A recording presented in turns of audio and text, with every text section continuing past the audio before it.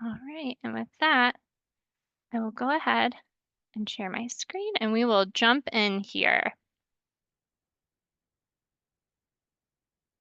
So as I mentioned today, our webinar is split up into two parts. The first part is we'll go through a PowerPoint where we talk about some, basic NIMAC definitions, our user types, some policy updates and information, and show you also all of the system features and functionality of your account.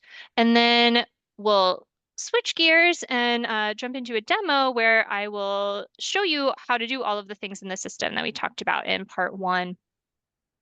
Again, don't hesitate to unmute if you have a question. We'll pause a few times throughout as well. And then again, we'll have that time at the end after the recording stops where folks can ask additional questions as well. And with that, let's go ahead and get started.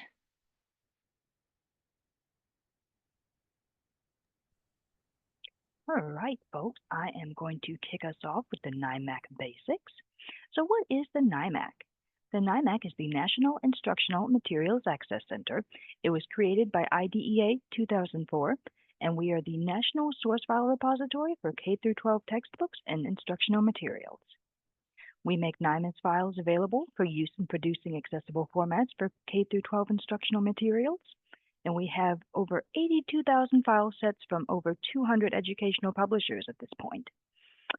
We are happy to note that all 50 states, plus the eligible territories and Department of Defense, all work with the NIMAC. And so what is NIMAS? NIMAS is the National Instructional Materials Accessibility Standard. So NIMAC is the center, NIMAS is the standard. And so under IDEA, this is the only file format that the NIMAC is allowed to accept. NIMAS is an XML-based source file format used to produce accessible formats such as Braille, DAISY, EPUB, large print, all those good things. It is not distributed directly to students, and because it's not generated as part of a print or digital book production, it can take several weeks for it to be produced.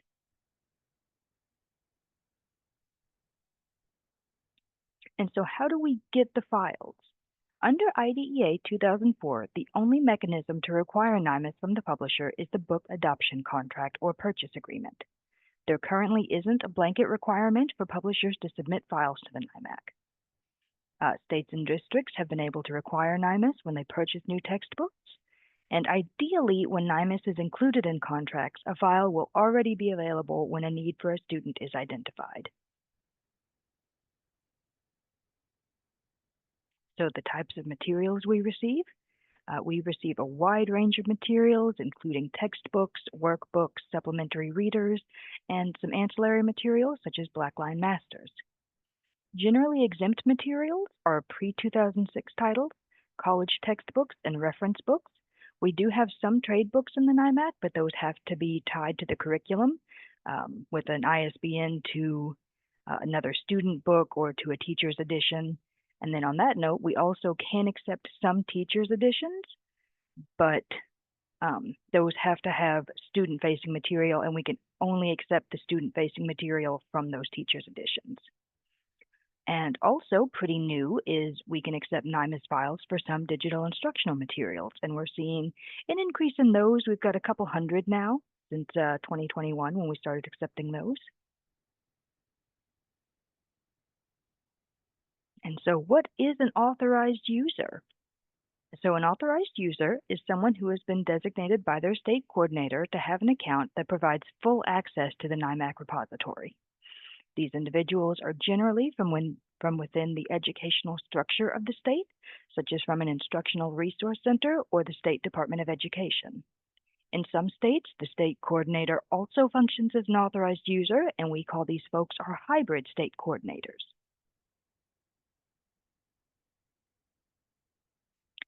Authorized users and accessible media producers. As an authorized user, you can search and download files from the NIMAC. You can also assign files for download by registered accessible media producers, or our AMPs. AMP accounts are freely available, but they do provide a more limited access to the NIMAC. And we'll cover assigning files to AMPs in the demo here with Liz in a little bit. And so new this year, we are piloting a TVI account program.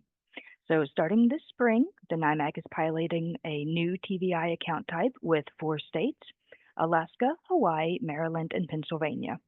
And the goal is to provide access for teachers who need to produce on-the-fly Braille for immediate student needs. This is not to replace NIMAS.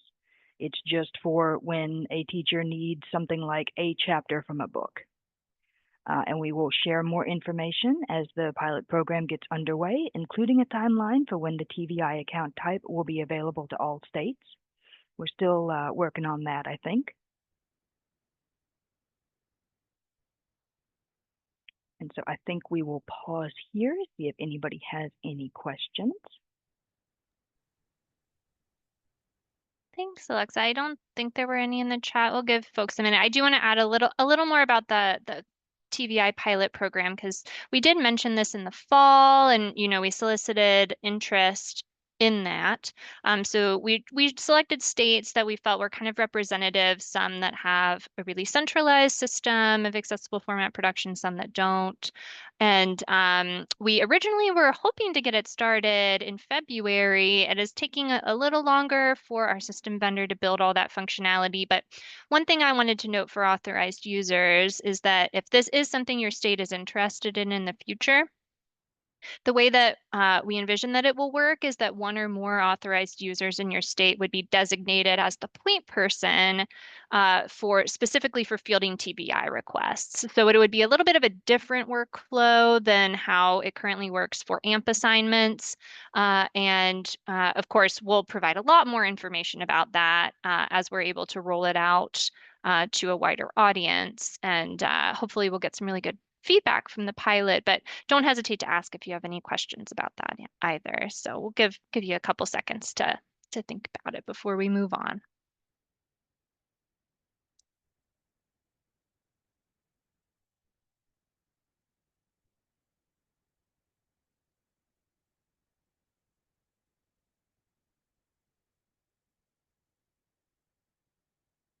All right.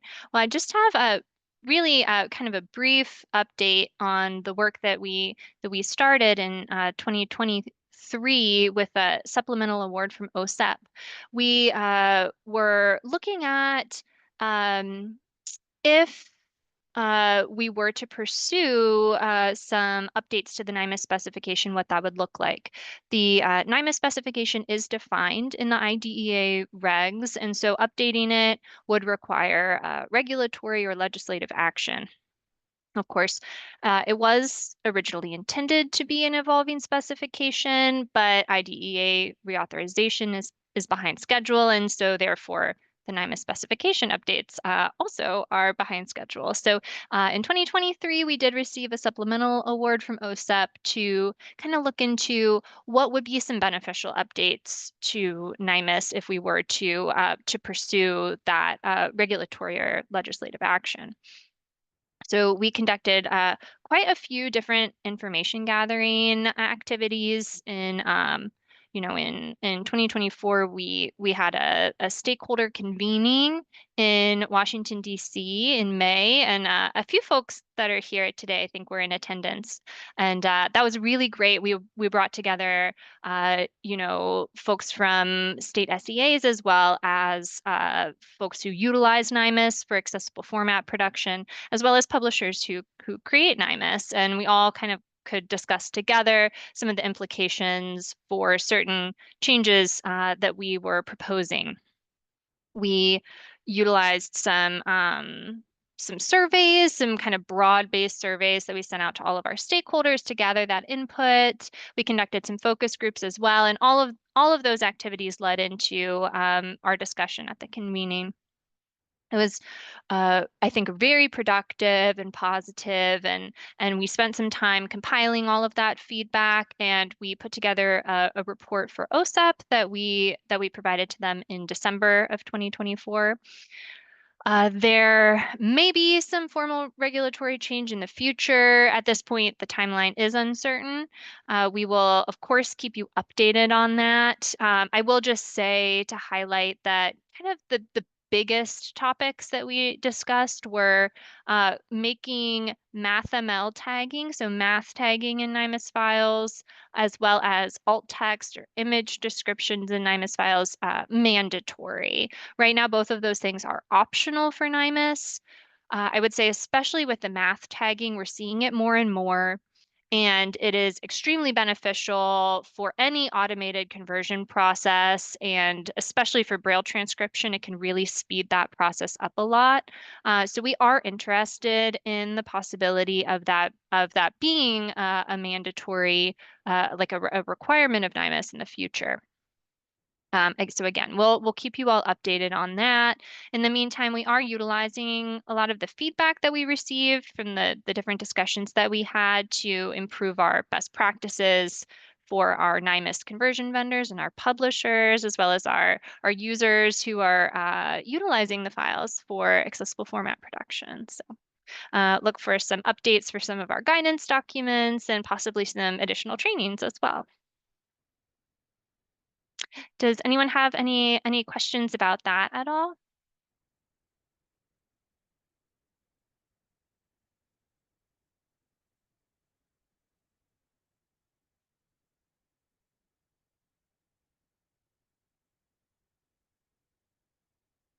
Okay, great. Well, I'll hand it back to Alexa then, and she will talk about some of the features of your authorized user account. Great, thanks, Liz. Okay, so the first service we're going to talk about is the Watchlist Research and Expedite service. So the Watchlist is a really important service we offer.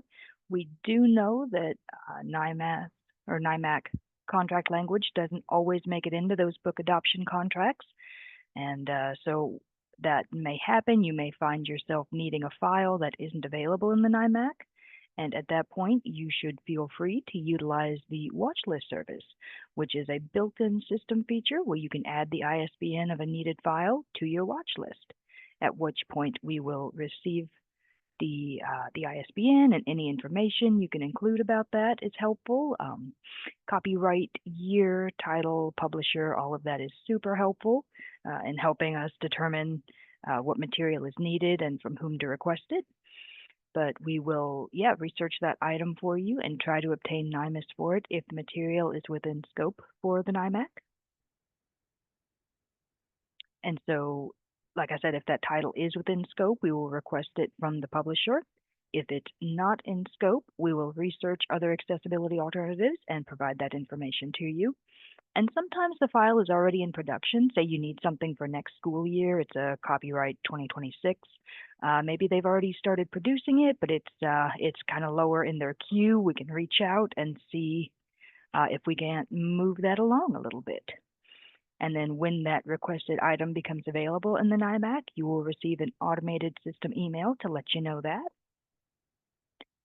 And just a side note on those system generated emails, they come from no reply-NIMAC@overdrive.com. And we do know that those spam filters are becoming more aggressive.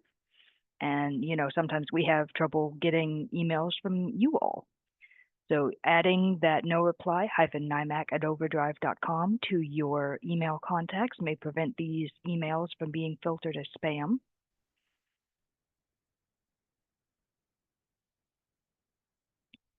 And we're going to talk a little bit about MathML. So if you're not familiar with it, MathML is optional XML markup for math and scientific notation. The benefit of MathML is that when software supports it, it can be used to automatically generate Braille. In the past, we know math was most often provided in NIMAS as images, which cannot automatically be converted into Braille. We are seeing more and more files with MathML come in. And we do know that sometimes software doesn't play well with that. And so we do offer the no MathML download option. So if a NIMAS file includes MathML, but your software doesn't support it, you can choose to download the file without MathML. And Liz is going to show you that option during the demo, but we're also going to take a look at a couple ways to recognize if your file contains MathML. And so the system will only show a no MathML download option if the file does contain MathML. And so we will take a look at that download option and then a couple of screenshots. So here you see the download option that pops up when you go to download a file. You can see where we have full download, no MathML, here in red. You can also do the full download with the images.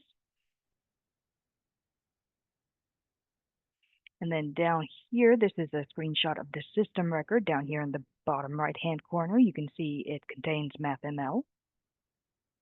And then if you've already downloaded the file, you can open up your XML file and you can see MathML mentioned at the top up here. And that'll be before the doc title or anything else. So there's really no missing it.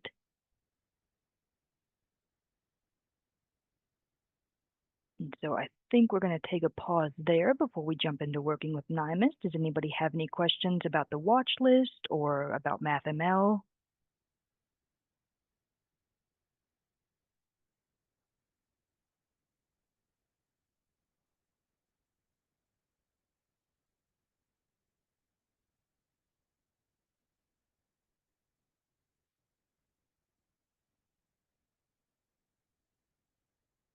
Okay, well, I am not seeing anything in the chat.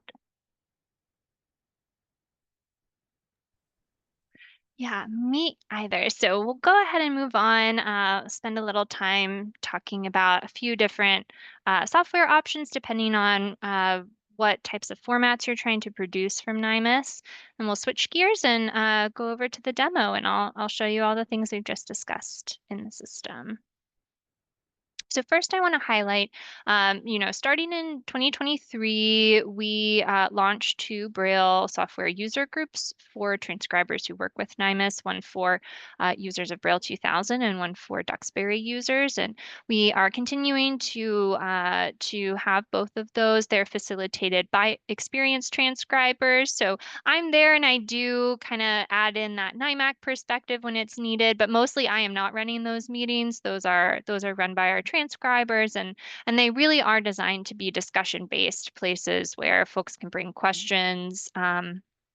And really get support from each other. We know that transcribers, especially if they're working out in a district or a school, might feel a little bit isolated. And we have found that this has been a really good opportunity for them to connect and help each other out with their work. So if that's if you don't get those invites and you're interested, please reach out to us at nimac@aph.org, and I'll be happy to give you some more information. I believe our next Braille 2000 meeting is actually next week, March 19th, so it's coming up real quick.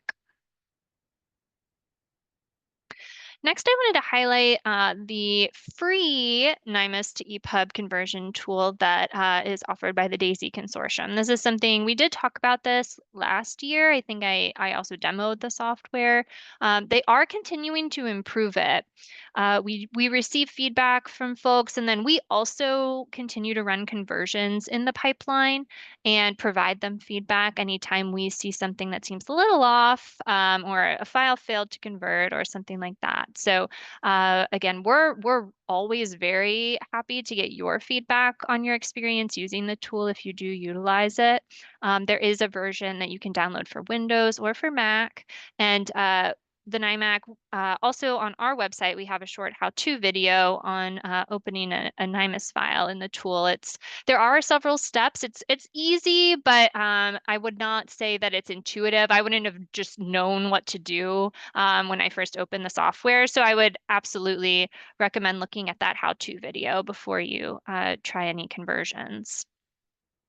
Here are the steps that you would follow if you are looking at that software, you've downloaded it, and I want to give it a try.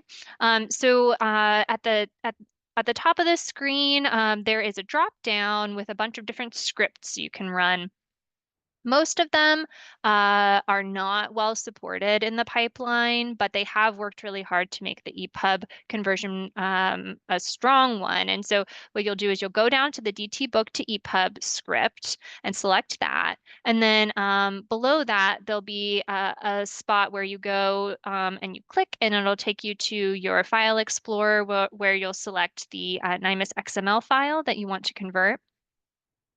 We do recommend that you select no validation from the drop-down options for validation. We find that sometimes the validation is not accurate and it will hang up your conversion wrongfully. There's no reason for it to. So we typically choose the no validation option. And then there's a optional checkbox for NIMAS input. So you want to check that you have input NIMAS for your conversion, and then you just click run. It's a relatively quick conversion. I think sometimes with a really large textbook, it could take a couple minutes, but most smaller files convert, I would say, under 30 seconds, probably. And again, we would really love to get your feedback on utilizing the pipeline, positive or negative.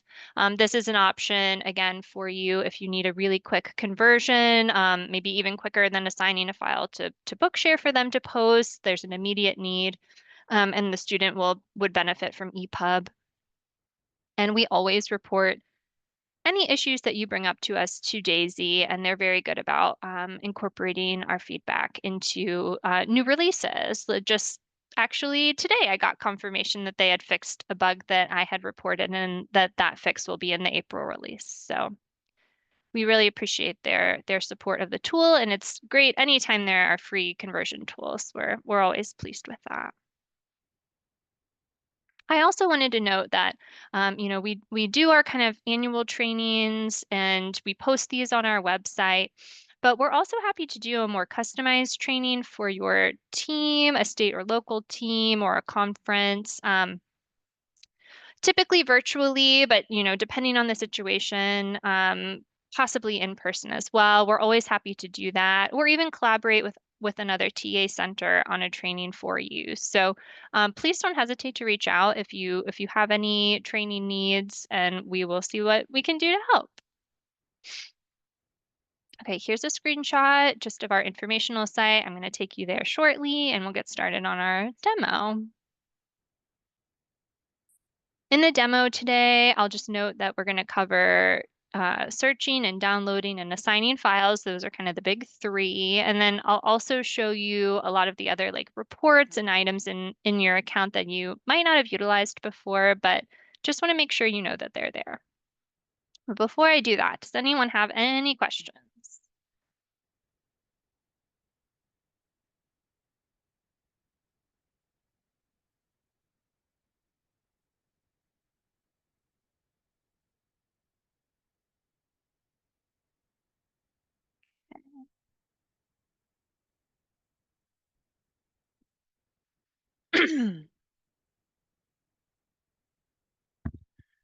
I apologize. I just cannot shake my allergies this year. I think my theory is that the temperatures are fluctuating so much that it's making them worse. But my apologies.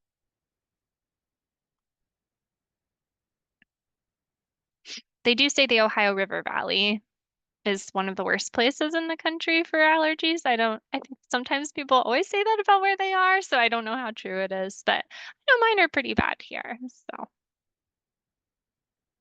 okay. If no one has any questions, I'll go ahead and share my screen again and we'll walk through some of those things that we just talked about.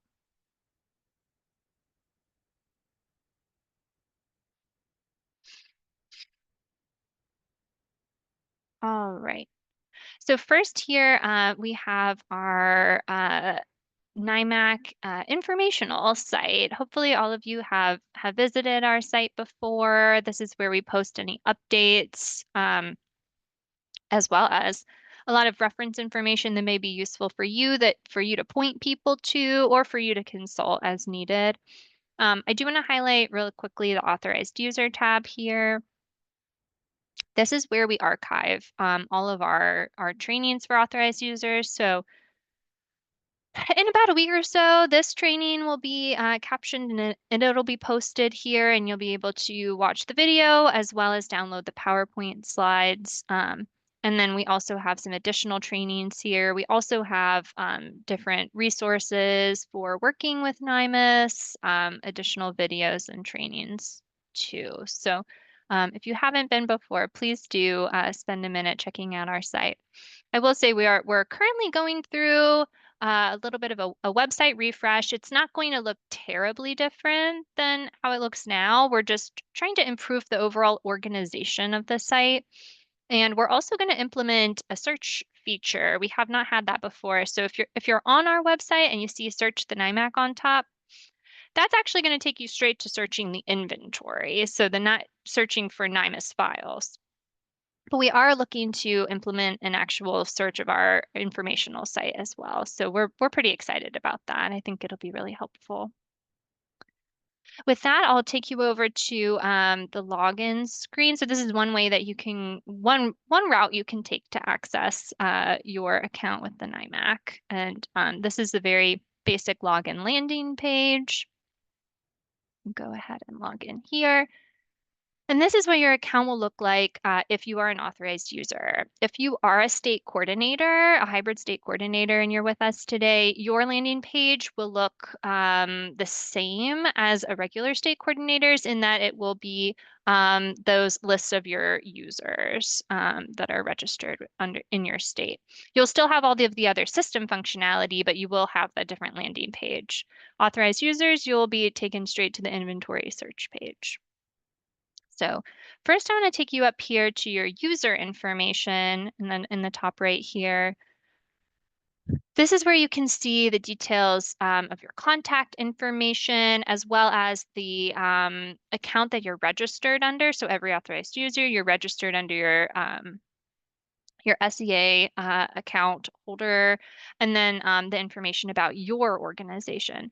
None of this is information that you are able to update yourself. So if you need any updates to your contact information, please send us an email and we will make those changes for you.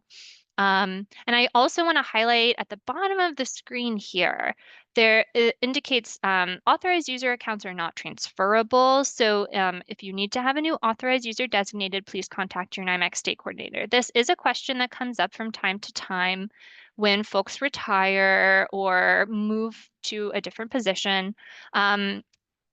All of the activity of your account, all the files that you download are associated with you as an individual using our digital rights management, the fingerprinting and watermarking that happens behind the scenes anytime you download a file. So authorized user accounts, unlike accessible media producer accounts, cannot be shared. So if you are leaving an organization, your account will have to be removed and a new account will have to be created for that new person. I just want to make sure that because that is a little bit different than how our accessible media producer account works.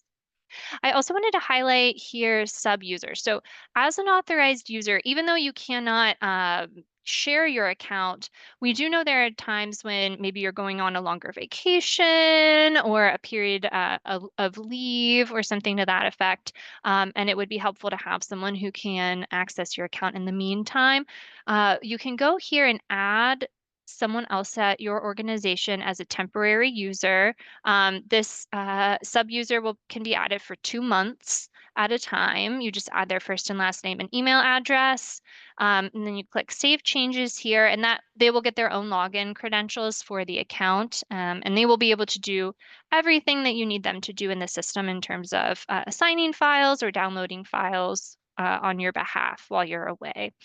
So that is an option, but if you, I will say, we do get also the question from time to time of whether or not you can have multiple authorized users at the same organization. The answer is yes, and that is not uncommon at all.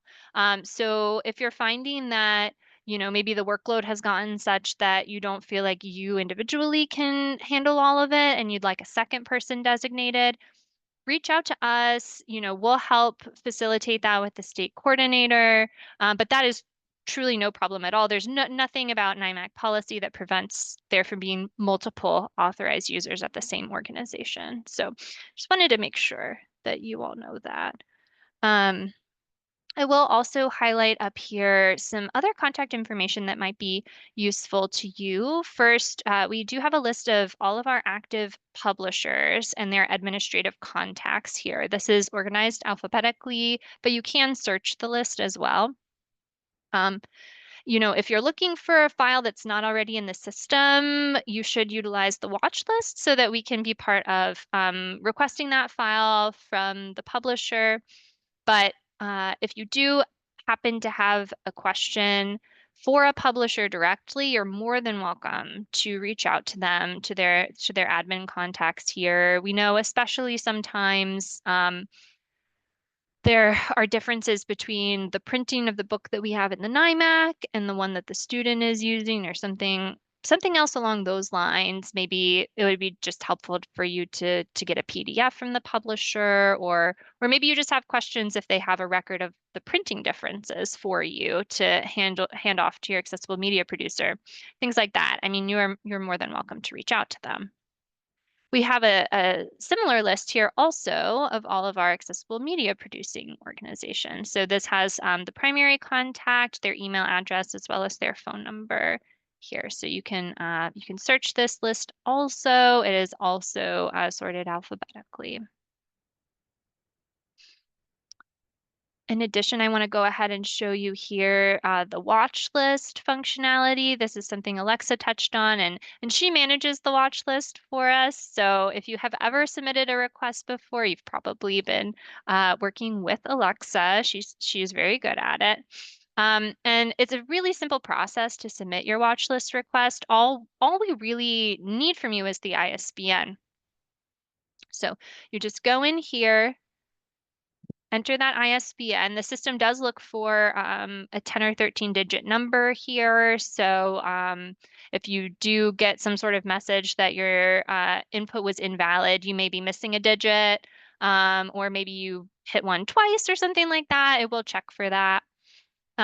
We do also really love when folks use the memo field. Again, it's not required, like Alexa said, but particularly when we receive requests for state editions of material, those ISBNs are often not searchable online. You all may know that already. If you try to Google a state edition of a material, often it doesn't come up. So if you already know that information and you can just add that for us, that's really great. And then all you do is hit that create button.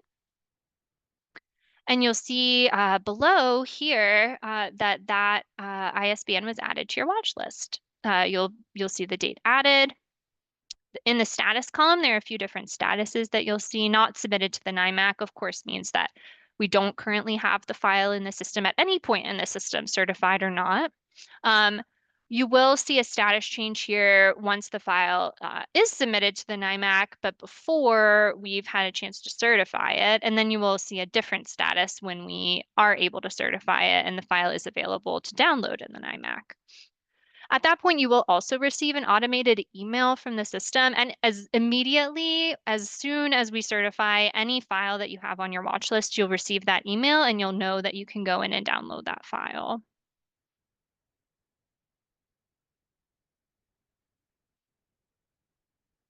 Okay, that was a lot of information. So let me just pause here before I switch gears and talk some about searching and downloading and assigning files. Does anyone have any questions about any of those things?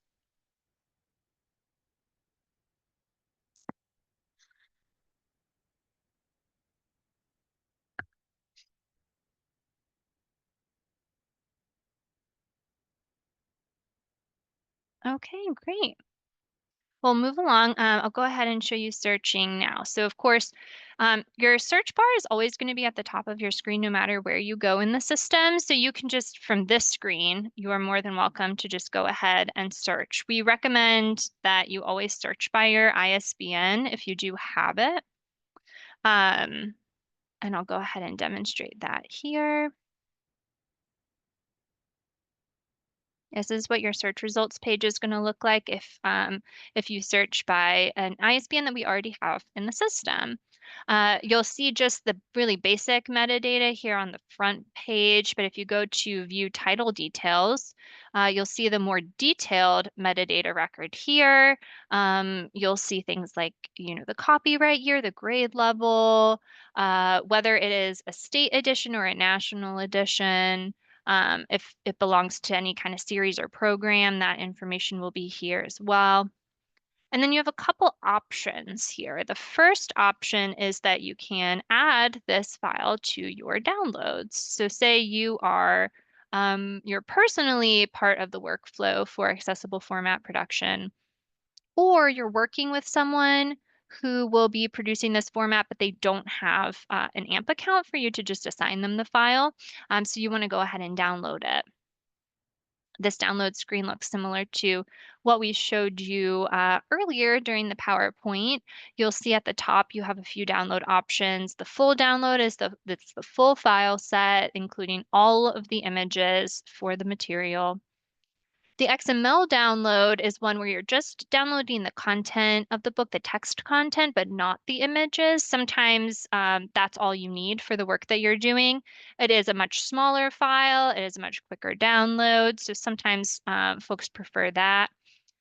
Then this last option, I think, does sometimes create a little bit of confusion for new users. The PDF only download is a PDF of just the title and copyright pages of the material. This PDF is part of every NIMAS file set, and it is utilized for file identification purposes. So kind of a way for you to quickly make sure that the file that you downloaded matches the book that you have on hand to produce. So again, occasionally the covers are included, but primarily it is just the title and copyright pages of the material. This download request screen also includes the limitation of use agreement. This is the agreement that you signed when you became an authorized user of the NIMAC, and it is also something that you agree to each time you download a file. So you'll go ahead and you'll click that you agree to it. If you don't agree to it, then you will not be able to download the file. So you do have to hit that agree button. And then you'll see at the top of the screen here that your download request was submitted, it's being processed, and you can go over to your My Downloads screen and see that that the download is currently pending. So we normally recommend just refreshing this page periodically as you're waiting for your download to complete processing. For small files, this really only ever takes a couple seconds. Sometimes by the time you click over, it's already done. But other times, especially for larger files, it can take a little while. So you want to just refresh a couple times, and then when it is ready to go, you'll see that download button pop up here, and you'll be able to download the file set. You'll also see here something I just want to touch on real quick. We last year incorporated a new file quality feedback process into the NIMAC system itself. So rather than sending us an email, you can kind of quickly provide feedback if you're noticing an issue, maybe with opening the file in your software. Maybe the images aren't as high quality as you need them to be for your production process, whatever the case may be. This feedback form is automatically populated with the file that you are utilizing, which is really helpful. You don't have to add that information. So there is a box where you add feedback. So whatever the issue is that you're experiencing, please be detailed here. And then you'll select what format you are trying to produce. We also, it is required to include whatever software you're trying to utilize. It or softwares. You can put multiple here if you have a certain workflow and maybe you're having issues with more than one software. This last option, printing number, this may be important if you're utilizing a textbook, especially. You can include the number of the printing. This is relevant in particular when maybe your feedback is that it seems like there's a chunk of the book missing, or this file is quite different from the one that the student has the book of. So, please do include that printing number information and then submit that to us. It automatically sends us an email, and then we will get back to you as soon as possible with, follow-up steps. If we go back to our system record, the next thing I want to show you is say, rather than downloading the file yourself, you want to assign it to an accessible media producer who has an account with the NIMAC. That is your other option on this screen. So you'll go to Manage AMP Assignment Information. And here you will see a drop down with all of the accessible media producer accounts for you to choose from. I can't quite remember off the top of my head how many we have. It's, I think, over 250 registered amps at this point, so it is quite a long list. And occasionally, especially, like this is a great example. There are two different amps at Albuquerque Public Schools. That can be quite confusing. So definitely reach out to your AMP in advance to make sure that you know what their name is in the system, and so that you're sure that you're assigning that file to the proper account. Let's go ahead. We'll select one of our test accounts down here. And then the second option you'll see here is the drop down to select the format that you're requesting. It's really important to note that you are not limiting your AMP to producing just the format you're requesting. You can only select one option from the drop-down list, but they can produce multiple formats from this single request and this single download of the NIMAS file. So don't worry about that. This is just really like a convenience, and part of what is so helpful about it is, as you can see below here, and actually I'll go ahead and just select an option and submit it. Down here, you can see all of the format assignments for this particular file. So you can go and you can see that this file was assigned to APH for embossed braille, as well as large print, and to another agency for large print as well. And you can also see the dates that the agency downloaded the file, if they did download the file to proceed with accessible format production. So you can see all of that information here, which is super helpful. At the top of the screen, right after I assigned the file, you'll see that we had this little message pop up that says we successfully assigned the title, and that it indicates that the AMP that you assigned it to will receive an automated email notification. So again, that's another instance where our system auto generates an email that that your AMP will receive lets them know that they're now able to download the file. They are only able to download files that you assign to them. Okay, that was a lot of information. So let me just pause here again and see if there are any questions before I move on to the last little set of demos.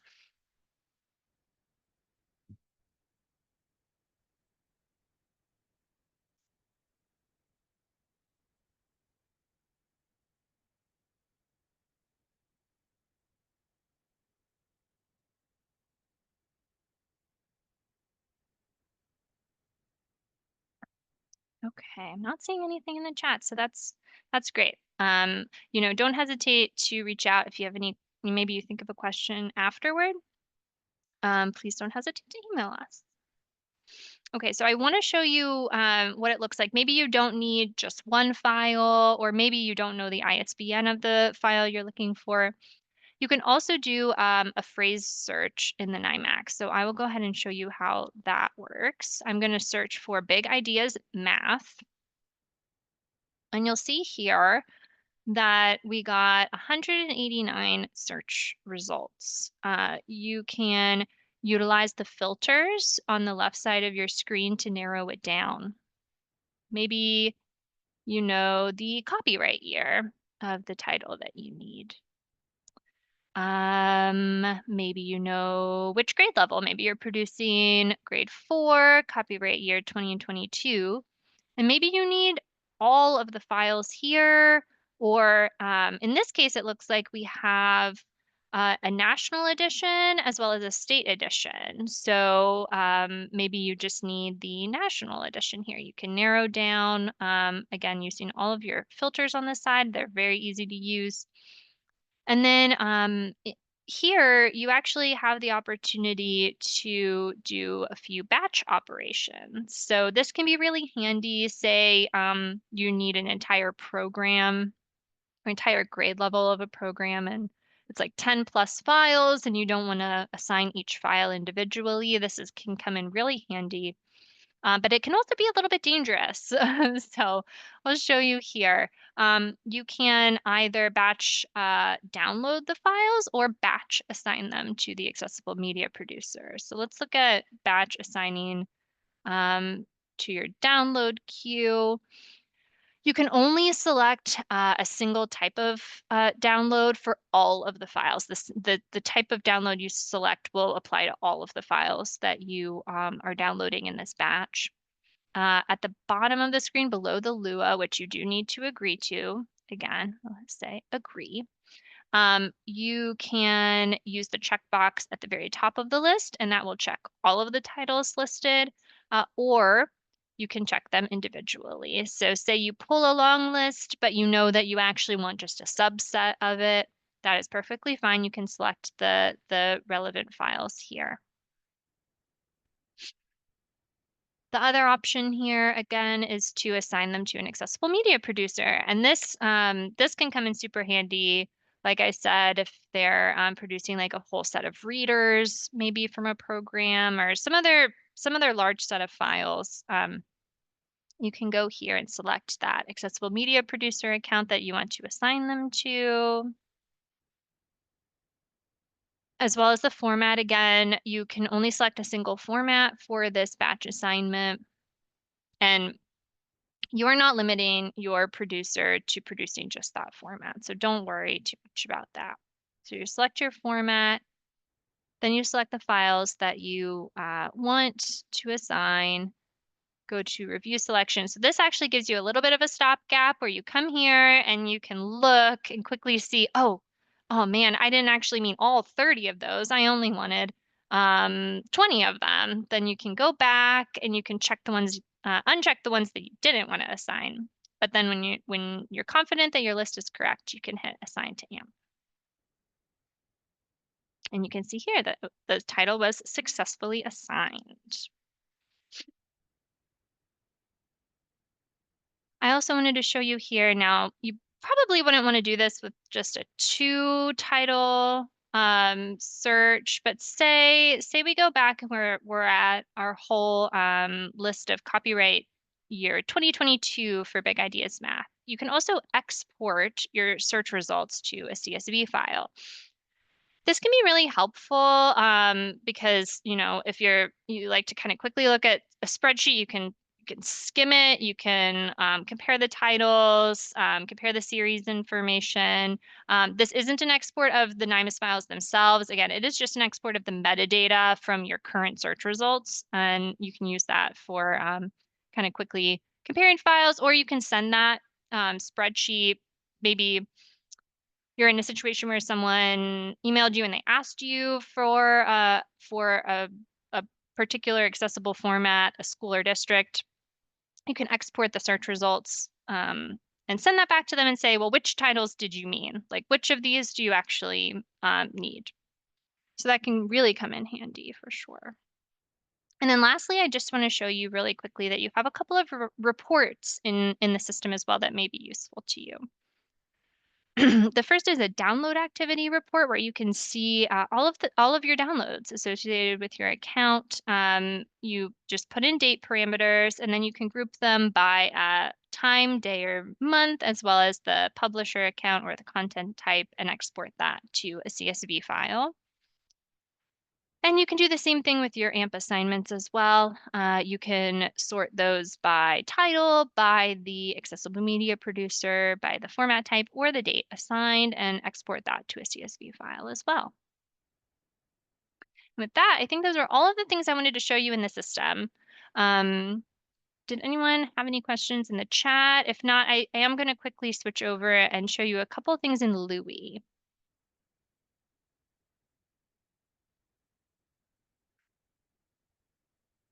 Okay. While I have you, um, if any of you are kind of new to this world, new authorized users, I do want to quickly highlight the Louis database. This is somewhere where if you are getting folks reaching out to you from schools and districts, definitely point them to Louis.